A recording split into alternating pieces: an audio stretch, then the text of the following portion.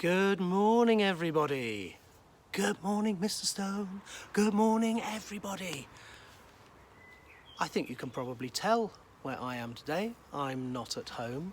I've come into school today and I'm sitting in the foundation playground, and I thought, since I was in the foundation playground, what better thing could I do than read a story? So that's what I'm going to do today, and I might do this a little bit more often, of just reading a story. It might be something you choose to share later on in the day or before bed even, if you want to. Okay, anyway, here we go. Today's story is The Way Back Home. You might not be able to see that very well because I'm in the dappled sunshine underneath the tree. It's really lovely. Right, talking about the weather again, aren't I? Here we go. The Way Back Home. And the author is Oliver Jeffers. Once, there was a boy. And one day, as he was putting his things back in the cupboard, he found an aeroplane. He didn't remember leaving it there, but he thought he'd take it out for a go right away. The plane lifted off the ground and up into the sky, higher and higher and higher.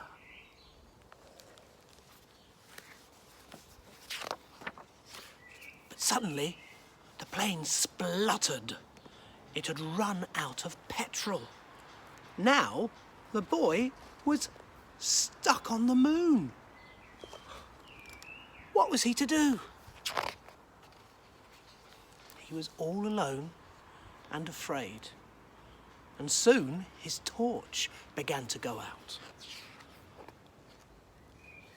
Up in space, someone else was in trouble too. His engine had broken down, and steering the ship towards a flicker of light, he landed on the moon with a bump.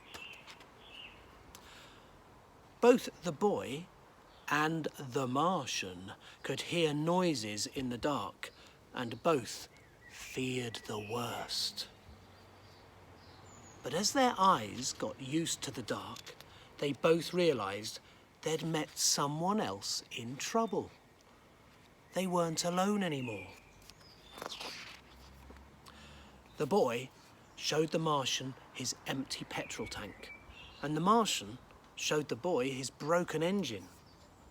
Together, they thought of ways to fix their machines and how to get them both back home.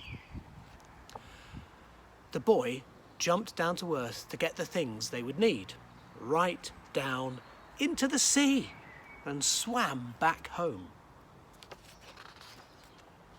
By the time he got there, the boy was tired out, so he sat in his favourite chair just to catch his breath. His favourite programme was just starting, and he settled down to watch. Suddenly he remembered what he should be doing and rushed off to the cupboard to get what he needed. He ran outside and shouted, but there was no reply. He couldn't be heard. The boy climbed to higher ground, called again, and waited. This time, a rope was lowered. The boy began to climb, and the Martian began to pull, and soon the boy was back on the moon. The boy fixed up the Martian's engine with the right spanner, and the Martian filled the boy's petrol tank. They said goodbye and thanked each other for their help. They wondered if they'd ever meet again.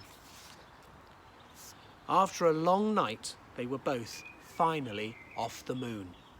The boy went one way and the Martian went another, both on their way back home.